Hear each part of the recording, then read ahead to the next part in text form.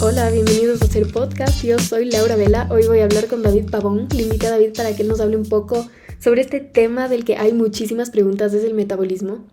La verdad, yo no quería hablar solo del metabolismo porque me gusta ver de dónde vienen las cosas y quería hablar de la tiroides, que es la glándula que va a regular el metabolismo en el cuerpo. Entonces, creo que cuando uno logra entender esto, logra entender qué es la tiroides, cómo funciona, qué es lo que necesita, es muchísimo más fácil tener una idea de qué es el metabolismo y cuáles van a ser los factores que lo alteran. Estoy súper feliz de tener a David aquí y eso, comencemos. Hola Dave. Em, Porfa, si nos puedes contar un poco qué es la tiroides, qué es la TSH, cuáles son las hormonas que se están utilizando en todo este proceso y cómo funciona un poco. Hola Laura, hola con todos, gracias por invitarme a tu podcast y con gusto.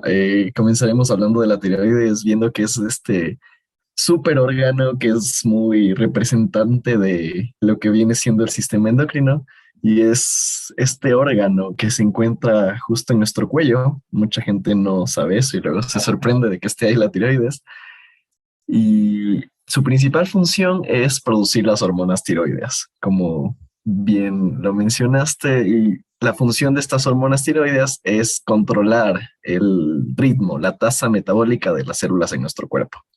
Ahorita suena un poco complejo, pero vamos desglosándolo de a poco. Ujú. Entonces, ¿cómo se controla y para qué funciona la tiroides? Bueno, primero que nada, se controla con nuestro eje hipotálamo hipófisis tiroides, que es un eje hormonal que siguen muchas hormonas, sobre todo las que son mediadas por la hipófisis. Entonces, lo que sigue a esto es un eje que logra regular en personas sanas, en personas que el eje esté funcionando, la liberación de tiroides. ¿Y cómo lo logra? Es a través de tres simples pasos que son la liberación de TRH desde el hipotálamo hasta la hipófisis y una vez que esto recibe la hipófisis, la liberación de TSH, que esto va a llegar a la tiroides y va a provocar que las células comiencen a producir las hormonas tiroideas, que haya hipertrofia de las células y que sobre todo comience a funcionar lo que es la tiroides. Y todo esto viene a controlarse por la producción de las hormonas tiroides mismas. Entonces, cuando el cuerpo detecta que hay suficiente T3 y T4, que es la forma activa y la forma preactiva de la hormona, el sistema mismo lo va a detectar y va a decir, ya está suficiente tiroides, ya está suficiente hormona tiroide, ya dejemos de producir, o nos falta hormona tiroide, comencemos a producirla. Ujú. Entonces lo que realmente importa es la T3 y la T4, que es lo que se está produciendo. Y la T4 como forma Exactamente. inactiva y la T3 como forma activa, que es la que ya va a poder entrar a las células. Perfecto, justo así. Entonces, como más se libera T4 para que cuando alguna célula esté lista para aumentar su tasa metabólica, la convierte afuera en la T3 con la 5 desrodasa. Entonces, de esta forma, el cuerpo solito sabe qué células requieren más y menos acción de la tiroides. Ujú. Súper chévere y también importantísimo que está en todas las células, o sea, está en todo el cuerpo necesita de la T3 para el metabolismo, ¿no es cierto?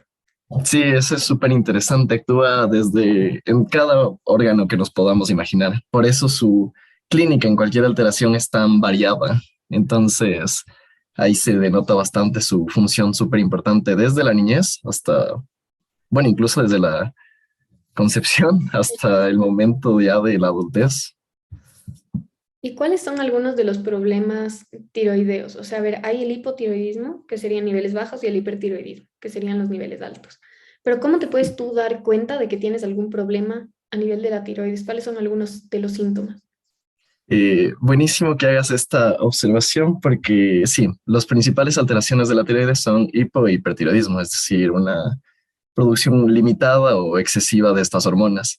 Y bueno, chequemos un ratito sus funciones que sobre todo actúan, eh, yo voy a decir de esta forma porque aquí es donde más se notan los síntomas, pero de ahí hay que saber que las presentaciones, sobre todo del hipotiroidismo, suelen ser subclínicas, lo que quiere decir que no hay algún cambio notado por el paciente o por la persona que lo sufra, sino que solo sus valores hormonales están alterados y no lo sabremos hasta que se realiza alguna prueba por cualquier motivo.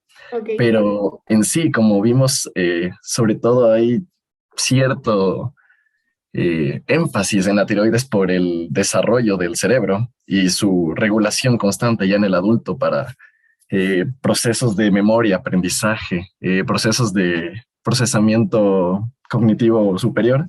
Es importante que se note bastante esto en personas que, bueno, empezaremos con el hipotiroidismo, que comiencen a tener olvidos, que comiencen a ser, bueno, que alguien diga, oye, estoy más olvidadizo que de costumbre o qué torpe, no me acordé de esto, son síntomas iniciales y que uno no les toma en cuenta y que Wow, solo dice, yo "Ah, no pues, sabía de eso. Ya yo estudié claro. un poco sobre la tiroides en la clase, obviamente no vimos tan a fondo, Ujú. pero no me había puesto a pensar en eso, qué loco. Sí, entonces estos olvidos que se vienen más frecuentes pueden ser signos ya iniciales de que hay un déficit en la tiroides, pero como te digo, no son muy notorios, uno solo puede decir, ay, tuve un mal día y ya. También en cuanto a esto, como actúa bastante en el cerebro, tiene a ver fatiga, sobre todo cansancio mental que tienes durante el día. Puede haber episodios ya más en lo que viene a ser la parte psiquiátrica, psicológica, que puede tener repercusión en procesos de depresión. Pero de ahí hay otros procesos que ya van a ser mucho más notorios. Las típicas hallmarks de hipotiroidismo serían que ya hay alteración en la piel, que se vuelve una piel seca, una piel gruesa, que no ha tenido este estímulo metabólico. También hay alteraciones en el peso, que eso es súper importante. Eh, Como no hay utilización de los recursos metabólicos, pues tiende a haber aumento de peso. Eh, Hay alteración para baja de todos los órganos que te puedas imaginar. En el sistema intestinal hay estreñimiento, no hay un buen procesamiento de la comida. Entonces, esto es la afectación del hipotiroidismo y en el hipertiroidismo es al contrario. Espera, antes de que sigues al hiper, perdón, Sí, tengo una claro. pregunta en justo esto que dijiste de la subida de peso, porque he Sí. escuchado y es súper común que la gente diga como, no, es que subí de peso porque tengo el hipotiroidismo y que ni sé qué, pero ¿qué tanto puede subir de peso o qué tan real es o qué tanto podemos, digamos, culparle al hipotiroidismo? Buenísimo. Sí, sí he escuchado bastante la excusa de que no hay Ujú. tiroides, pero sí, puede afectar bastante tanto la forma del cuerpo como la distribución de peso que tiene una persona. Llega a alterar, te puedo decir, no en números exactos, pero sí que puede haber un aumento de peso significativo si es que no se llega a controlar, si es que no te llegas a hacer ver y decir, ah, tengo hipotiroidismo y solo le dejas que vaya de largo el hipotiroidismo, como Ujú. no tienes este aceleramiento que necesitan las células para utilizar su energía, solo va a descansar el cuerpo y no Entonces va a va a ser aprovechar. progresivo. Exactamente. Entonces, Ok. conforme siga pasando el tiempo, va a seguir aumentando el peso. Obviamente va a llegar un momento en el que ya no aumente más, pero ahí ya tal vez la persona ya se va a dar Y también muy... es posible no aumentar de peso. También es posible no aumentar, eso es correcto, sí, porque vemos que el aumento de peso requiere de muchos factores, sobre todo de la ingesta calórica, Ujú. bueno, más que nada, y de ahí del aporte que hagamos luego de nuestro basal, que sería el ejercicio. Ya, gracias. Sí, bueno, y para concluir lo del hipertiroidismo es todo al revés, entonces personas ya que bajan de peso, más delgadas, en la mente están súper activos, todo lo contrario que te podías imaginar de hipotiroidismo. Ujú. A mí me gustaría enfocarme un poco más en el hipotiroidismo, porque siento que es un poco más común, Sí, pero creo sí, que era sí. más común el hipotiroidismo. Entonces, nada, quería preguntarte cuáles son, no sé, los dos tipos de hipotiroidismo que puede haber y cómo eh, llegas a estar en eso. Chévere. Solo por temas también yo le suelo separar en tres a esto del hipotiroidismo, Ya. porque hay una tercera causa y bueno, yo le suelo separar por mecanismo y epidemiología. Entonces el Ok. primero es súper conocido, que es el mecanismo autoinmune. Este es regulado justo por la inmunidad y anticuerpos contra la tiroides, específicamente contra la TPO en la enfermedad de Hashimoto, que es nuestro máximo exponente de enfermedad autoinmune y sobre todo en la tiroides. Entonces, esta se lleva el gran premio porque es súper común en países que no tienen deficiencia de yodo, en países ya que han superado crisis de yodo. Entonces, esta causa es súper común y aparte de Hashimoto existen otras ya menores, pero existen y están en esta categoría. Tengo una Eh, pregunta la- sí, en sí. esta del Hashimoto. Verás, yo leí, a mí me mandaron a hacer un trabajo así de final de módulo sobre investigaciones sobre alguna enfermedad que nos interese y cómo podríamos crear alguna terapia. Y estaba leyendo sobre, justo sobre el Hashimoto. Y decía que mucho de esto también se puede dar porque hay algún daño en la permeabilidad intestinal. Entonces, voy a explicar un poco lo que entiendo de permeabilidad intestinal por si acaso no se entienda este nombre, pero sería cuando tu intestino deja que pasen cosas a través del intestino que no deberían estar pasando, Sí. como proteínas o anticuerpos en este caso. Entonces, lo que había leído es que la enfermedad de Hashimoto también podía ser derivada por una mala permeabilidad intestinal. Quería saber si es que eso era correcto, si es que podría pasar. Sí, de hecho este concepto que tengas de permeabilidad intestinal va a ser muy útil, sobre todo en enfermedades inmunes e inflamatorias. Entonces, sí, Ujú. aquí hay un factor súper importante de la dieta que en personas con permeabilidad intestinal, que bueno, es un diagnóstico difícil de llegar, pero muy importante, va a ser importante controlar la alimentación. Sí hay dietas que son menos inflamatorias, que evitan antígenos como los de la leche, de la caseína, que van a producir inflamación a fin de cuentas.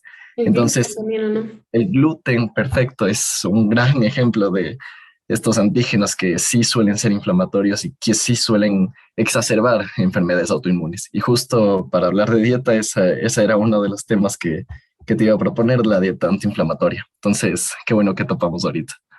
Sí, o sea, ahorita igual también me gustaría decir algo aquí sobre lo del intestino, que también es muy bueno estar consumiendo este colágeno, caldo de huesos, eh, y lo que tú dices, o sea, las comidas antiinflamatorias. No sé si quisieras decir ahorita un poco de eso o si quieres decir al final, cuando ya Eh, hablemos. Tal vez al final, de todas formas, esto Ya. sí suele ser bastante algo de especialidad, no algo que, o Ujú, sea, tienen que buscarte en la dieta lo que también te sea menos inflamatorio, porque suele ser bastante personalizada, pero sí ujú. se evitan grandes grupos de antígenos conocidos. Ya, perfecto. Entonces, dale, Claro, sigue. continuemos. Entonces, claro, luego de esta forma autoinmune para el hipotiroidismo estaba la siguiente hormonal, que era que estábamos hablando antes, y este es un desfase en todo el eje que hablamos al inicio. Y esta forma es, por decir, menos común, pero muy relevante. Eh, en este desfase del eje puede haber causas generalmente secundarias que afecten al eje, entonces puede haber enfermedades sobre otros órganos endocrinos incluso, sobre la suprarrenal que afecta el eje.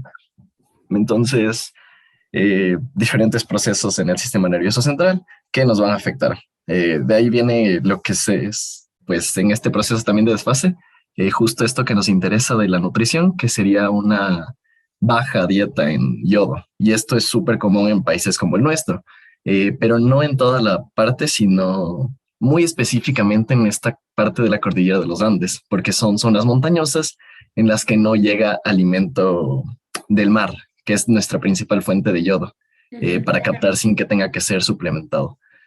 No sé si aquí te gustaría hablar un poco, que hay bastante tema justo con esto de... Chuta,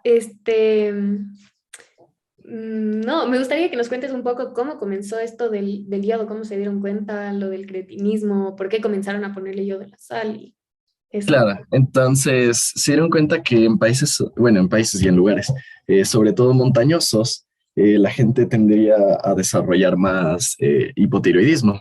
Y luego se dieron cuenta que estaba basado en la dieta y era porque comenzaron a evaluar que la ingesta de yodo, ya era conocido que el yodo funcionaba para la tiroides, no específicamente los procesos, pero se dieron cuenta que la falta de yodo en estos lugares hacía que no funcione bien la tiroides porque necesita sobre todo reservas de tirosina y reservas de yodo para organificarse y formar las hormonas tiroides. Entonces, al tener un bajo consumo de yodo, pues no lograban la gente de las zonas montañosas, sobre todo, formar las hormonas tiroides. Y añadir a esto que en las zonas montañosas se suelen consumir lo que es raíces, tubérculos, bastante. Sobre todo la yuca es el mejor ejemplo este inhibe la absorción de yodo por un proceso iónico que evita pues, la absorción del yodo en su forma de yoduro hacia la tiroides. Entonces, bueno, Wow. ¿cómo lo hace? Hay muchos raíces tubérculos que forman iones que no permiten ser absorbidos, más bien que opacan el camino del yodo, como tiocianato en este caso, entonces ahí se evita la absorción. Y así es como dijeron en qué alimento podemos suplementar el yodo, y viendo que el mineral más consumido y traído era la sal, pues para evitar que haya hipotiroidismo dijeron vamos a suplementar con yodo la sal. Y la cantidad que se requiere es muy pequeña, pero a veces no suele ser completado. Por la Organización Mundial de Salud hay tablas. Entiendo que el valor en un adulto es superior a 100, 120 microgramos, lo cual es muy poco, pero Ujú. hay que darse cuenta que a veces no llega. Entonces, esa es la principal herramienta técnica que han Vea, lo utilizado. de la yuca me encantó. O sea, Ah, es sí. importante ver que hay un montón a veces de alimentos así que van a favorecer o desfavorecer. Porque también había leído que, digamos, las habas te ayudaban a la absorción de yodo, la avena, el tomate, los frutos secos también. Sí, sí, sí, sí. Sí, justo hay alimentos que, bueno, en diferentes partes actúan. Y bueno, lo de la yuca es la más interesante porque es justo como en países que no, bueno, en lugares montañosos que no Justo llega a donde yodo. falta el yodo, ajá. Ajá, y encima consumen eso que limita la absorción de yodo, entonces empeora todo el cuadro. Y es, claro, información que mucha gente no tiene, pero también hay que tomar en cuenta, pues, Y bueno, lo que dijiste de los alimentos que está en el mar, en las algas principalmente, sí, sí, sí, el yodo, pescado, nuestro los mariscos, principal, entonces eso también es exactamente. súper importante. El pescado es el más importante, suple con tirosina, con yodo, que son los principales precursores para las hormonas tiroides. Sí, la tirosina, explícanos un poquito qué es, porque a veces cuando uno Ah, dice tirosina puede sonar. la tirosina es este aminoácido, este compuesto que se utiliza para muchos, como precursor de muchas moléculas en el cuerpo, sobre todo Ujú. neurotransmisores, como la dopamina, como la epinefrina, y también como precursor de la hormona tiroidea, en plan de la tirosina unida a la globulina, es un precursor súper importante, y también de la melanina. Entonces, la tirosina es un compuesto esencial en nuestro cuerpo. Perfecto, gracias. ¿Y cuál era la tercera? Claro, la tercera viene siendo sorprendentemente, bueno, no tanto, es bastante claro, eh, la corrección del hipertiroidismo. A veces suele ser muy severa. Alguien que tiene hipertiroidismo puede requerir incluso una eh, pues sección total de la tiroides. Entonces ya no va a tener tiroides y pues consecuentemente va a llegar a tener hipotiroidismo. Y esto es difícil de controlar en las personas que tuvieron hipertiroidismo. Ok. Yo tenía Ujú. una pregunta sobre uno de los factores que vi que podían afectar y es los estrógenos. Sí, Sí, ¿cómo es? entonces es, eh, es en ambos sentidos. Primero que nada, porque en la maduración sexual y en la regulación de las hormonas sexuales y de los aparatos sexuales está influyendo bastante la tiroides. Entonces, en esa forma, le influye hormonalmente en el ciclo justo del hipotálamo e hipófisis. Entonces, aquí lo que pasa es que eh, a veces la hipófisis del hipotálamo se alteran por otros procesos de otros órganos, como hablamos antes de la suprarrenal. Lo que pasa con las hormonas sexuales, como el estrógeno, la testosterona, es que tienen sus otros propios mecanismos de regulación y también actúan en mismos órganos que actúan las hormonas tiroides. Ok. Entonces, aquí el eje, que sobre todo hablando del estrógeno, que va a limitar la absorción de la tiroides es por sus propias funciones estrógenas sobre las células en las que actúan en la mujer. Entonces, aquí viene este como cruce entre cuál va a actuar primero y se limita la función celular dependiendo de qué hormona llegó. Entonces, este es una, eh, una técnica, por así decirlo, que tienen las células, que nunca se habla tanto porque las células no tienen tanto esta limitación, sino a veces logran establecer su propio equilibrio entre varias hormonas y funcionan a la perfección. Y de hecho lo hacen siempre, si no, no habría esta homeostasis que tiene el cuerpo. Pero a veces es sobrelapa, entonces ahí viene la afectación que viene por las hormonas sexuales. Y por eso recomiendan no consumir soya en todas sus formas, en semillas, brotes, tofu, la leche de soya, Sí, cuando sí, está sí, no, no quería afectando, hacerle el feo a la soya, pero en este caso sí es muy poco recomendado la soya.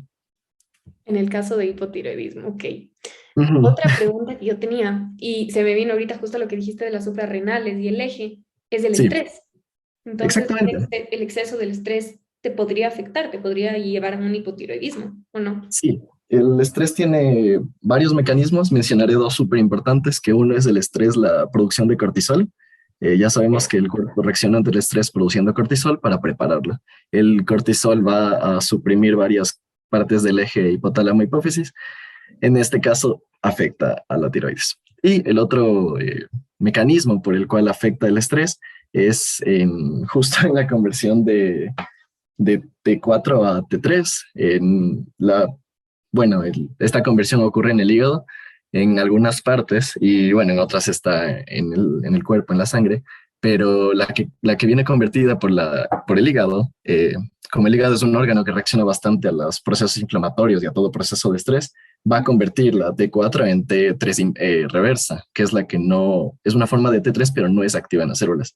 Y esto viene a ser como en respuesta al estrés. Entonces sí afecta de una manera considerable el estrés, igual que la falta de sueño, pues la melatonina se ha visto que también afecta al eje hipotálamo hipófisis y sobre todo con la tiroides. Entonces todos estos factores influyen. No, súper chévere el tema. Y quería preguntarte de una última que vi que también podía estar afectando, que es esto de la restricción calórica y el ayuno también. Sí, bueno, este mecanismo es temporal, de hecho, porque actúa de la misma manera. La restricción calórica lo que va a hacer es que la conversión hepática de T4 a T3 se haga a T3 reversa, y esto es para evitar que las células tengan gasto metabólico. Porque claro, el cuerpo dice no tenemos calorías, por favor no entre la tiroides para que gaste mis células. Entonces lo que va a hacer es convertir la T4 en una T3 que no va a funcionar como es la T3 reversa. Y también hay aumento del cortisol, lo que inhibe el eje, pero esto es temporal. Así la restricción calórica continúe, esto va a durar de 3 a 4 semanas y luego el cuerpo solo va a seguir, o sea, produciendo las hormonas El tiroides ciclo de... normal. Ujú. ¿Por qué se dice que no pueden ayunar las personas con hipotiroidismo? ¿Por esto mismo? Eh, bueno, a ver, las personas con hipotiroidismo hay dos casos. Uno sí deben mantener ayuno para consumir lo que es la levotiroxina, porque es un compuesto que deben tomar mucho antes del desayuno. Incluso se recomienda 4 horas antes para evitar que su absorción sea impedida. Pero el caso de que se evite el ayuno es justo por esto, para hacer que las células sean, bueno, sean sensibles a las hormonas tiroides y que no tengan que alterarse su propio ciclo, su propio homeostasis para acostumbrar al cuerpo a la falta de tiroides, porque esto va solo a empeorar el cuadro y empeorar los síntomas de la paciente o el paciente. Interesante, o sea, son un montón de cosas que pueden afectar, o sea, nutrición, estrés, restricción calórica, ayuno, el exceso de estrógenos, Todo la se viene conversión en el hígado, influenciado. si está mal el hígado también puede estar afectada. Entonces, creo Claro. que sí, son un montón de cosas que podríamos tener en cuenta y aparte la nutrición. Ujú. Ahora sí quisiera que nos cuentes un poco de la nutrición, qué es lo que podríamos hacer para mantener bien la tiroides, cuáles son algunos de los minerales necesarios, de las vitaminas necesarias para poder mantener bien el funcionamiento de la tiroides y sobre todo de las hormonas T3 y T4. Claro, a ver, entonces, sobre todo para mantener las hormonas tiroides, como habíamos conversado, es súper importante el yodo. Es un factor que ya lo hablamos, viene en medidas y alternativas para la gente que no pueda acceder a productos del mar, como la sal yodada, el agua yodada, aceite, pastillas de yoduro. Entonces, ahí tenemos nuestra parte. Pero de ahí hay alimentos que, digamos, son en pro de la tiroides y hay alimentos que lo dan de baja. Entonces, comencemos con los que provocan como una disminución tiroidea. Entonces, en este están alimentos, bueno, una dieta hipocalórica, como habíamos hablado antes de la restricción de calorías, pues va a disminuir la función tiroidea, aunque sea temporalmente. Eh, de ahí tenemos otros como el déficit de selenio. El selenio es un compuesto súper importante porque es un cofactor para la pues, desyodación de T4 a T3. Entonces es súper importante esto. Tenemos el zinc, ¿En otro qué, cofactor. sorry, en qué comidas está el selenio? El selenio se encuentra también en el pescado, de hecho, pero sí se encuentra en más alimentos, sobre todo, creo que son legumbres. Ujú. Ay, Pero bueno, sí, es el que Brasil pescado, me parece que también hay bastante selenio. sí, sí, es verdad. Pero bueno, el pescado será mi mejor ejemplo porque Vale, es el gracias. que suple de todo. Coman pescado. Exacto. De ahí tenemos, claro, el consumo, digamos, inadecuado de otros, pues el ion, perdón, el yodo, al ser un elemento como cualquier otro, pues su absorción viene limitada con la absorción de otros elementos como, eh, no sé, mercurio, plomo, pero bueno, estas son intoxicaciones que se han visto también en algunos pescados, pero no es tan relevante. Ujú. De ahí tenemos alimentos que disminuyen específicamente la peroxidasa tiroidea, que es la principal hormona de la tiroides, perdón, enzima de la tiroides. Y como habíamos visto, esto es por la yuca, el maíz, el brócoli. eh, También se les impide las semillas de mostaza, que suelen ser eh, a veces no notadas en la comida, las coles de Bruselas, pero bueno, ese alimento no es tan rico, entonces no creo que nadie lo coma. También está el bajo hierro, y esto es porque justo hablando de la TPO, que es la peroxidasa tiroidea, es una enzima que depende de un grupo hemo que es, pues, todos los hemos son dependientes del hierro, entonces una dieta baja en hierro va a limitar nuestra tiroides. Y para aumentar la función tiroidea está lo que es la vitamina D, la vitamina E. Básicamente las vitaminas lo que ayudan aquí son a cofactores de las funciones tiroides, y también están limitar sobre todo alimentos inflamatorios, como habíamos hablado antes, en pues hipotiroidismo que viene siendo autoinmune. Entonces, eliminar la soya, eliminar el gluten, eh, eliminar la caseína y aumentar el sistema inmune, apoyarlo con vitamina D. Estos son alimentos súper importantes. Y también quería mencionar algo, no sé si aún estamos a tiempo, Sí, dale porque nomás. ya le dimos bastante importancia al yodo, pero hay que conocer algo súper importante. Y es que muy poco yodo es malo, pero también el exceso de yodo es perjudicial para la tiroides. Entonces Ujú. aquí hay un proceso, es un nombre súper chévere, espero que ya lo hayas escuchado, es el fenómeno de Wolff-Chaikoff. ¿Lo has escuchado tal vez? Sí, sí, sí.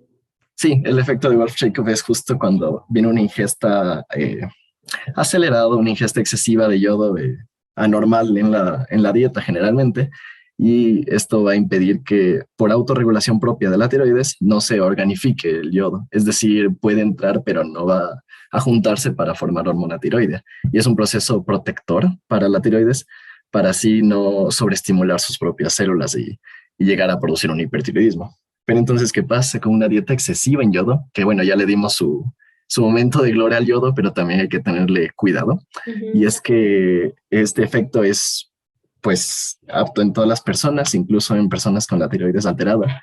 Entonces hay que tener bastante cuidado, incluso si tengas hipotiroidismo, consumir en exceso, porque lo que puede provocar es o hipotiroidismo inducido por exceso de yodo o hipertiroidismo inducido por exceso de yodo. Entonces esta es una forma de limitarle a la maravilla que es el yodo. Ujú, súper chévere, sí, porque también es súper importante que a veces nos enfocamos en qué consumir para estar bien, qué hacer, pero a veces eso puede perjudicarte. Entonces es Ujú. importante siempre tener un balance y no hacerlo en medidas exageradas. Y una última Exactamente. cosa que yo quería ¿Sí? saber es qué puede estimular la tiroides. O sea, ¿cuáles son algunos factores externos que pueden estar afectando o cómo podemos ayudar? Digamos, no sé, el ejercicio se me ocurre. Justo eso te iba a mencionar. El ejercicio es uno muy importante porque va a provocar que haya una demanda calórica, una demanda enérgica de las células, entonces ahí va a actuar bastante bien la tiroides y eso va a provocar que no solo aumente y se regule la producción de hormonas tiroides, sino que nuestras células también sean más, bueno, no receptivas, porque suelen serlo, a menos de otras enfermedades, pero que sean receptivas a la cantidad suficiente que necesitan de hormona tiroidea y que puedan actuar conforme a eso. Esa es algo súper importante. Algo súper clave también es la dieta, el estilo de vida, que es bastante de lo que hablas en tu podcast y eso me encanta. Es porque haces énfasis en justo estilos de vida saludables. Entonces, eso es súper importante, tener un hábito de hacer ejercicio, un hábito de tener un buen sueño. Todo esto va a regular el ciclo de una manera correcta para la tiroides y la tiroides solita va a recompensar estos buenos hábitos dando, dando. Sí, es justo eso por lo que yo quería hablar contigo, porque sé que cuando uno mantiene estos buenos hábitos, se mantiene bien, no va a tener alteraciones en la tiroides, más bien los problemas de la tiroides vienen como consecuencia a, a un mal estilo de vida, a, no sé, hábitos que no son tan saludables y a este desbalance que hay en el cuerpo. Entonces siempre es importante mantener este balance, poder mantenerlo bien y poder estar con todas las funciones fisiológicas funcionando correctamente. Entonces, Sí, me parece que la tiroides era un perfecto ejemplo para mostrar cómo no es ni mucho ni poco, pero que es todo lo que haces en conjunto que te va a mantener bien y que de todas formas tu cuerpo va a responder y te va a poder mantener sano y saludable. sí, sí, sí, sí, es justo de estos ciclos que son bonitos porque lo haces bien y te recompensa bien el cuerpo. Porque, bueno, mientras uno está creciendo, la tiroides funciona de maravilla y es porque todas las células requieren muchísima energía y requieren maduración y requieren desarrollo. Entonces, ahí va todo bien. Bueno, en la mayoría de casos. Y ya en el adulto es difícil controlar por un mal estilo de vida, el cuerpo ya no Ujú. está, ya depende de lo que uno haga, depende del consumo energético que le dé al cuerpo y en esto las hormonas van a actuar increíblemente, sobre todo la tiroides. Sí, muchísimas gracias, Dave, por todo lo que dijiste. Gracias por toda la información.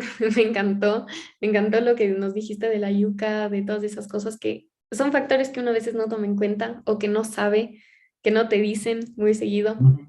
Y nada, agradecerte por estar aquí, por contarnos todo esto, por ayudarnos con el tema. Gracias a ti, espero que no haya sido tan técnico y que sí pueda ser entendible todo, sobre todo para ayudar a todos los que se pueda. No, me encantó. Muchísimas gracias y gracias a todos los que están escuchando. Chao, chao. Chao, saludos.